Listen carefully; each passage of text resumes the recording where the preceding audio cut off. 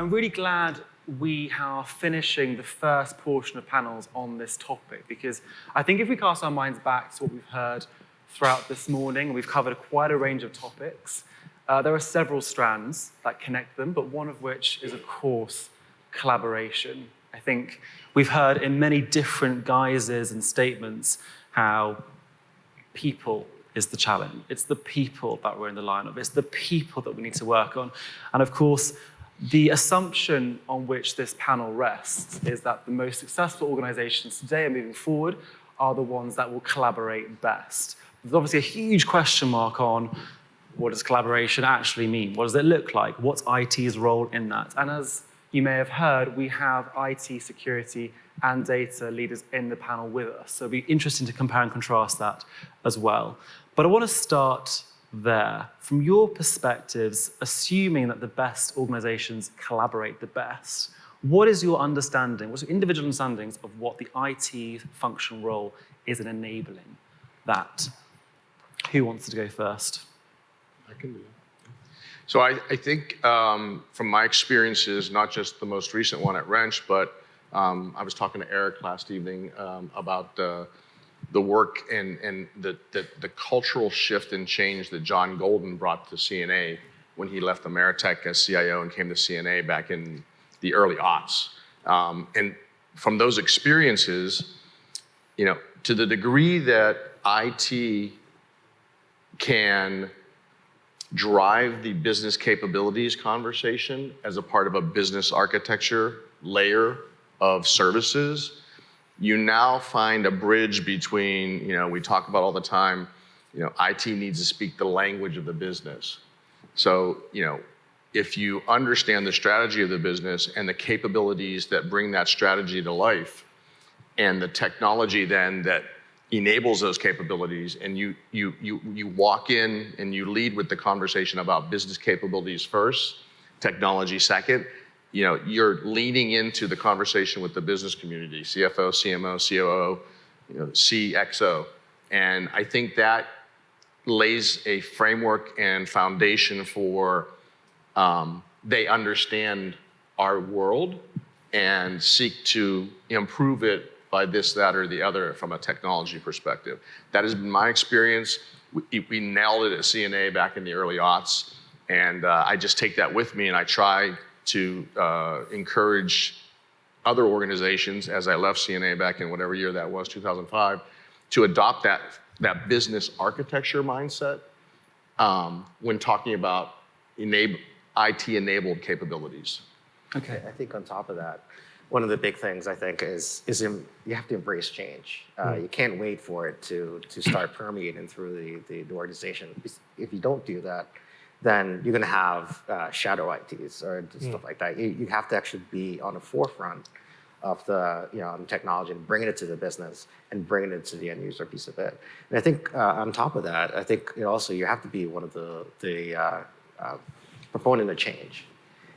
Bring the changes to the end user, bring the changes to the business leaders, and say, hey, here's what we have to help you pull your business piece forward.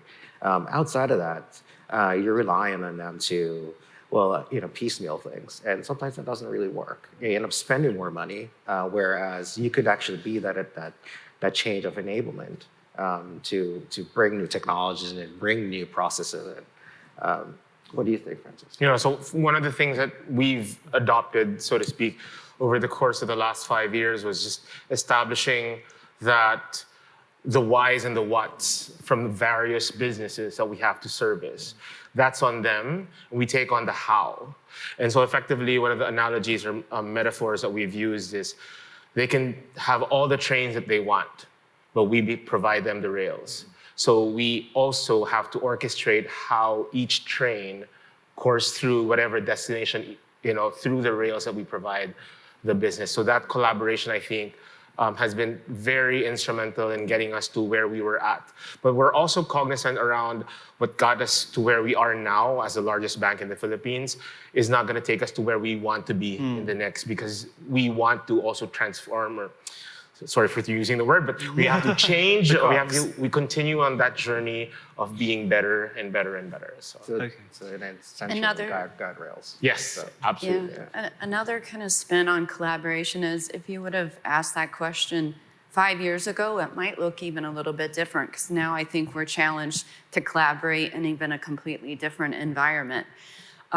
We have a policy, work anywhere as long as your manager can support it and you can do your job. So that leaves us with associates all around the world, and helping them to have the tools or the ability to collaborate is completely different. And, it's not even just a partnership. I mean, that's just table stakes, agree with everything said, but just helping other parts of the business. We might have a product development team, or we have a very large ERP, and we're talking about hundreds of people that need to work together, but not being in the same physical location.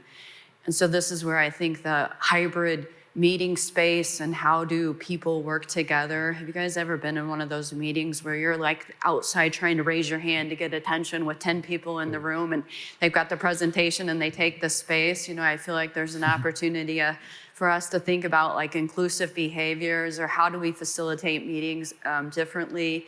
How do we make sure that we have the right home and meeting experiences within the office so that people can still be effective? What's interesting there is you've got a level of proactivity that you can employ on the one hand, and then the reactive nature to external pressures. Yeah. And I think that's a very interesting dichotomy. Lainey, I'll come to you last on that particular question. I love the idea of business architecture and leveraging a business strategy to that business architecture. Not technical architecture alone, but business architecture and technology related into that. I would also say that for me, for data and analytics, representing the data part of this story, data is no longer just a byproduct of business. I would say data is an opportunity for collaboration within organizations through insights, through innovation, through growth, through new opportunities. So I think there's a really interesting opportunity right now for everybody in technology and data to really work together, security as well, to create new opportunities for organizations. I will say one thing that I think is amiss in a lot of kind of technology shops is the distance between those working in technology and the customer can sometimes be really far away. So having a culture of understanding your customer is really important, I think, for everybody in an organization to really be collaborative. I think that knowledge is really interesting because one of the big elephants in the room when it comes to collaboration is we've got now working from home policy that seems to be so different, not just within different organizations in one city, but all over the world. There doesn't seem to be a right or wrong way of doing it. We have multiple newsreels discussing this organization is bringing back 5 days a week, this organization is being far more flexible. And I think the one thing that we've understood about the working from home policy, back to your point around understanding, is we didn't actually know how people work, or at least to the point that we thought we did. And so I've got a question for the audience. We need a show of hands. Which of you in the audience is in an organization that has a working from home policy that can bring you into the office 3 days a week, 2 days a week? Yeah. A couple days a week, that would be interesting. Yeah. Oh. That's roughly half by my A-level maths and eyesight. Scan the room. Yeah, absolutely. Does that surprise you on the panel? I mean, are we surprised with this? For us, but I'm happy that that's available. During 2020, in a span of so obviously everybody had to go on lockdown, right? For me and for the rest of my team, we all had to go back in just within 6 weeks.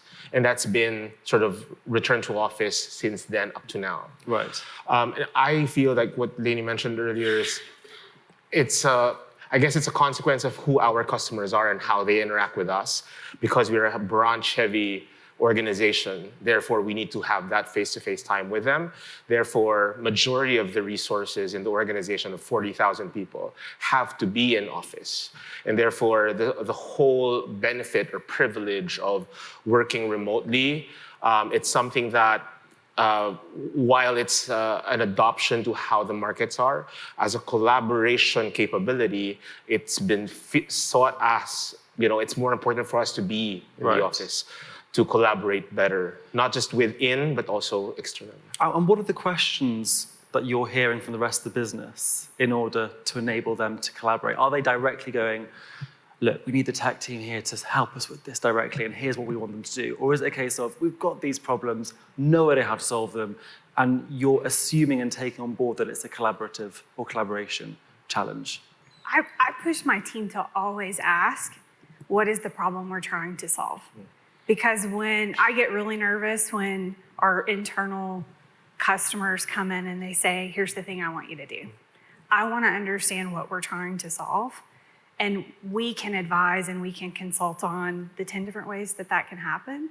And what's important for right now, given the environment. Is it cost? Is it time? Whatever those options are that we're trying to work within.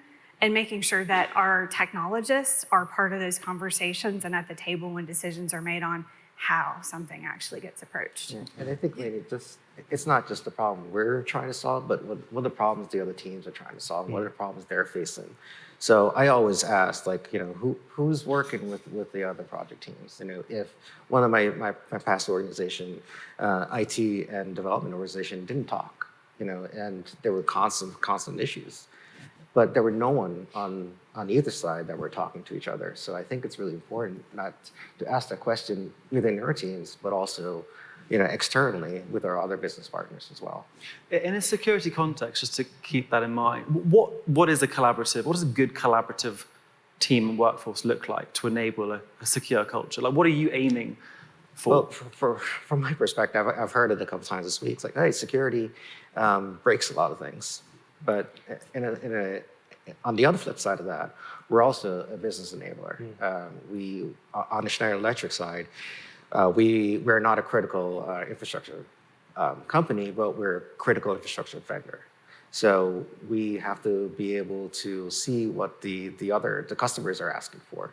So that means we're talking to our product teams, seeing what the customers are asking, and what are the questions they're most interested in, and how we're trying to solve that, and also be transparent with our issues and how we're trying to solve that and push that externally.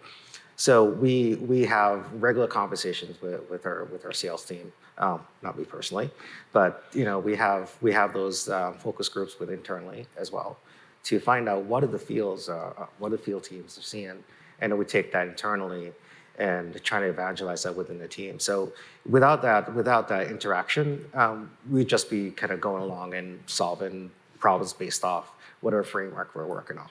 And last point, what's a common frustration, or what's the biggest frustration for you? I would say that our questionnaires are too long. So, and it goes both ways. Unfortunately, I mean, it is part of. We were joking that this last conference that AI is supposed to go fix all these issues for us around questionnaires and around those kind of third party areas. So I think that's right now the biggest frustration. Lainey, I'll come to you next. Data representation on the panel, as it were. Same questions. What is the kind of the remit of the data team in enabling the collaboration pain points that the rest of the business are sharing? I think it's having a mix of really data savvy individuals who can work with our businesses and be able to ingest that into the organization. I really believe in a federated model where we're kind of teaching people to fish how to use these technologies, like from the point of consumption, so that they can think differently. It's that mindset shift within the organization when it comes to how to use data and data technologies in your day-to-day to get further faster. Yeah. And any stories or anecdotes come to mind in enabling that? Yeah, I will say, I'll pick on just the audience we have. I mean, I feel like some of the things that we have tried to do, the biggest thing is like, how do we operate with speed? Like, how do we do things quickly and go at the speed of business? There's always so much demand and it's pent up.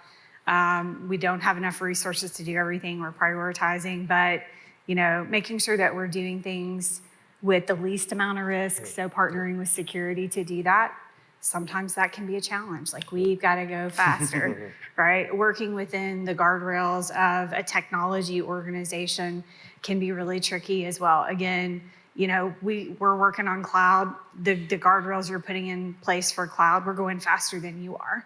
Like, those are some of the dynamics I think that I've seen be a struggle just in terms of being able to deliver with speed.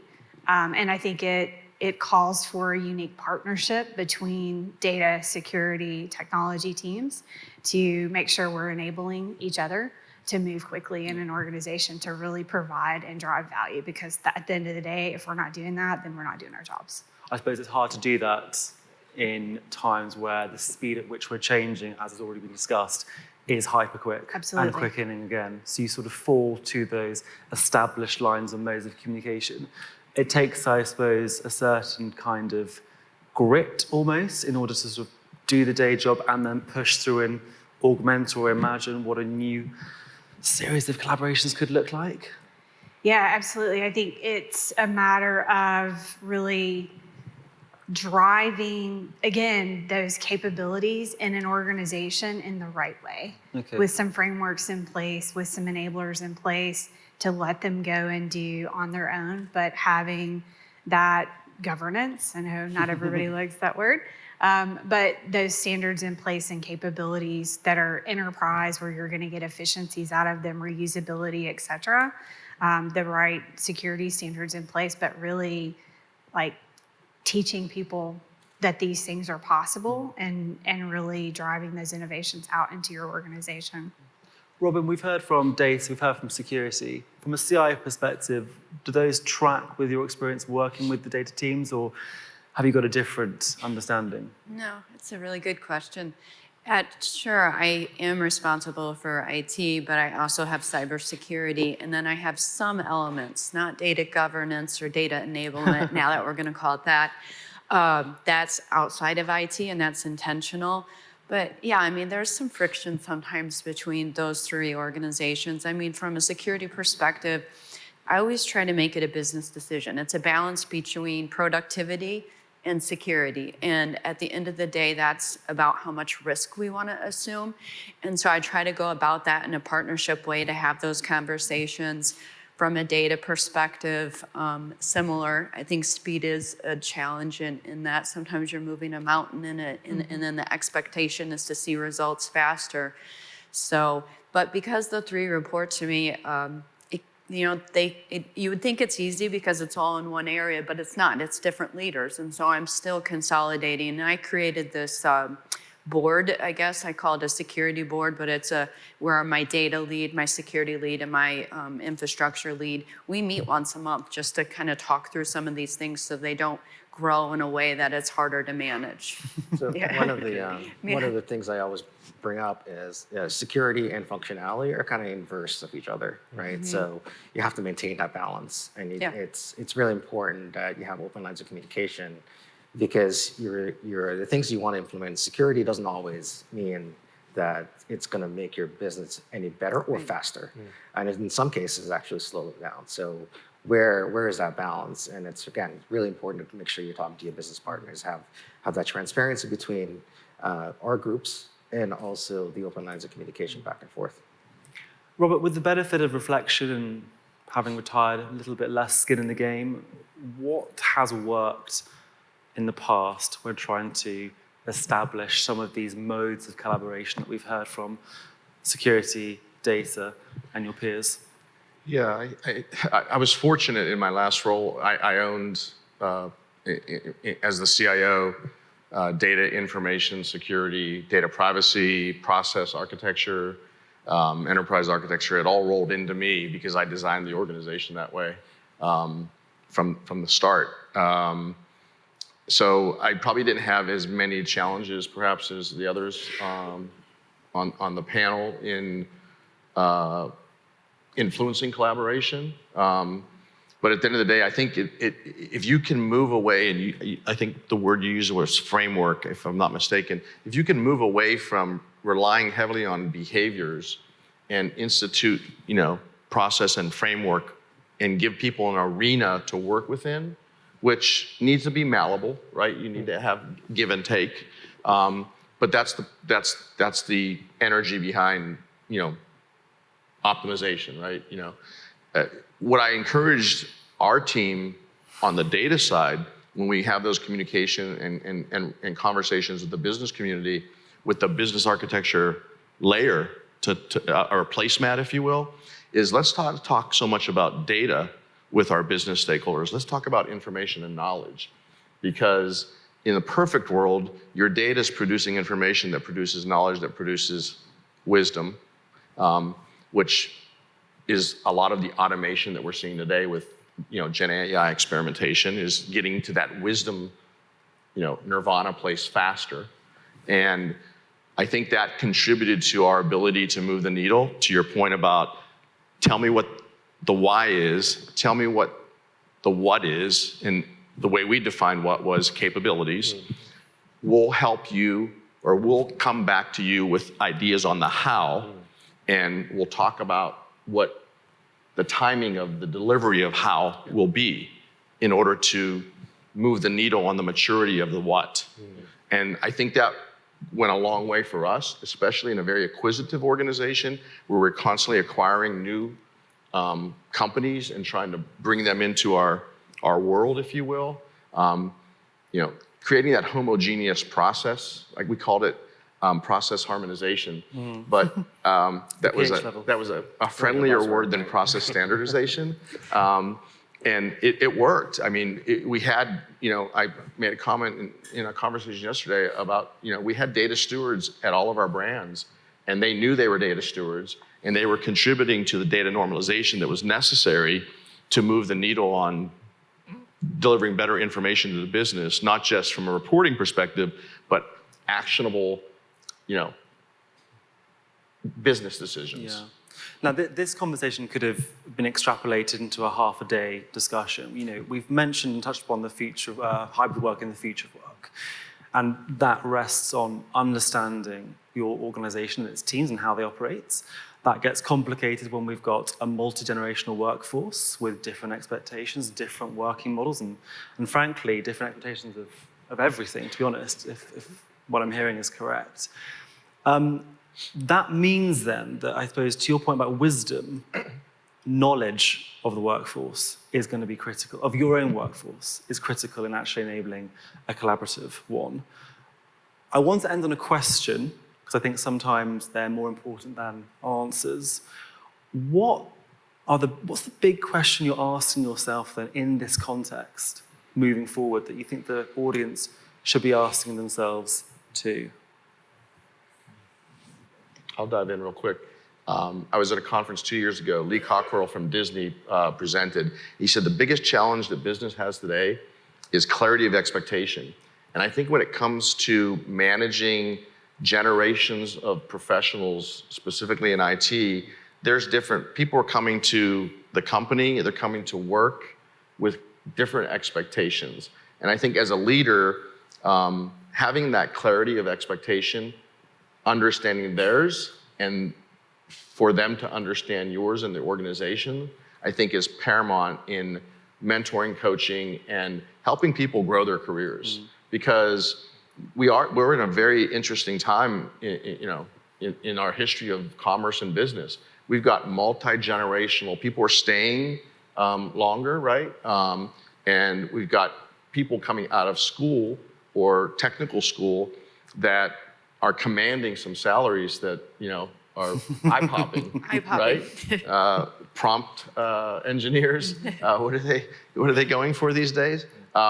So that multi-generational, understanding the expectations of that multi-generational workforce, I think is extremely important. Back in the day, 100 years ago when I was at EDS, we called it wisdom about human nature. And I think that the magnifying glass is needed for that today more than ever. Okay. Anyone want to take the next? I'd say for me, one of the challenges that we've had was the fact that multi-generational presence in the organization has either been who injects a change, who wants a change, and where do they want to lead their business to. So as part of IT, it's always, you guys want, talking to the business, if you want this result and you want to get to that endpoint, and we tell you how to get to that point, you have to have the ability to adopt or adapt to whatever technology that's available. But then there's this restriction or there's this resistance because they view it as, we want to do things the way we've always been doing it. Just give us a tech to allow us to do the same thing. But then modernization doesn't do it that way. Modernization is literally allowing you to, I guess I'll use the same word, reimagining how to get to the same destination, just rerouting it. Maybe we build a new highway, maybe we build a new subway or whatever. You can't take the same horse and buggy to the same destination. So that's one of the biggest sort of questions on how do we get the folks from business to rethink the destination from point A to point B, and how can they accept that new destination? How do they speak your language? I think these are good problems to have, that there's a lot of things that we could do in our company. And so we tend to take on or have a difficult time saying no to some of these opportunities. And so then we initiate maybe too many things. And I think this was brought up this morning about trying to manage the workload of the IT team, because there's great demands on that, and there's only so much investment that you should put in IT. So just balancing out, making sure that we say yes to the right things as a company, and those are things that we can absorb and execute against, not just within IT, but beyond IT, but we do tend to be a little bit of a bottleneck. So, it does worry me that we could burn out that team. And when you look across the generation, we'll be celebrating 100 years this year. So we do have, a very long cross, type of population, and people have different appetites for how much they want to work now and what they want to put into it. So I think it's just balancing all that out. Okay. Yeah, I think I wanted to combine both Robert's and Francis. I think managing expectations. There's a lot of demands, particularly now. You turn around, there's a new law. It's a new regulation. It's something else. It's an update to a framework. There are demands from the board. There are demands from your C-suite. There's demands from your end user population to make things easier, to make things a little more transparent, a little easier, frictionless, if you will. The security side. So within our teams, realizing that there's always going to be several, if not hundreds of priority ones. What are the most important ones, not just for business, because obviously business needs to make money for us to have jobs, but also for us to maintain our humanity, if you will. You can't work 60 hours a week for a month straight, with the exception of COVID.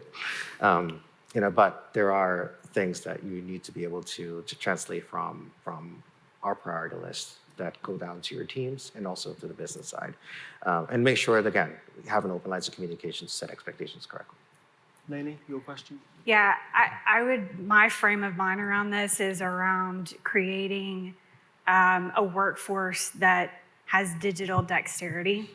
And that means for all of the innovations we're putting out, technologies that we're putting out, people can adapt to them. I think the biggest failure in IT that I've seen in my experience is user adoption. And so really working to build up a workforce that is data literate and they understand the capabilities that we're bringing to them. But frankly, there are also some self-service capabilities, right? Because the demands on IT and on data and on security are not going down. So we've got to do something different. We've got to work differently. And so driving that digital dexterity so that all levels of the organization, generations, et cetera, are starting to adapt and be users and consumers themselves, but also driving some of those capabilities where it makes sense within those frameworks, I think is really important for us going forward. Yeah, there was one word that we've been talking and using quite a lot this year, and it's resilience. So it's not just on your business resilience, it's also your team resilience as well. So that fits right in with your conversation there, Lane. Fantastic. Well, thank you all for that. I've got one question I'm going to leave with the audience too, if I may. I think if one thing I've heard is the understanding of who your people are, what they do, why they do it. seems to be the cognizant way of understanding how to collaborate. So if you're not investing in your people, if you're not investing in who they are and the knowledge of what they're doing, are you fully able to get the benefit of the innovation that you're investing in to enable business transformation or BAU or enablement? So I think that's one thing I'm curious about moving forward. But I'll end there. Thank you very much.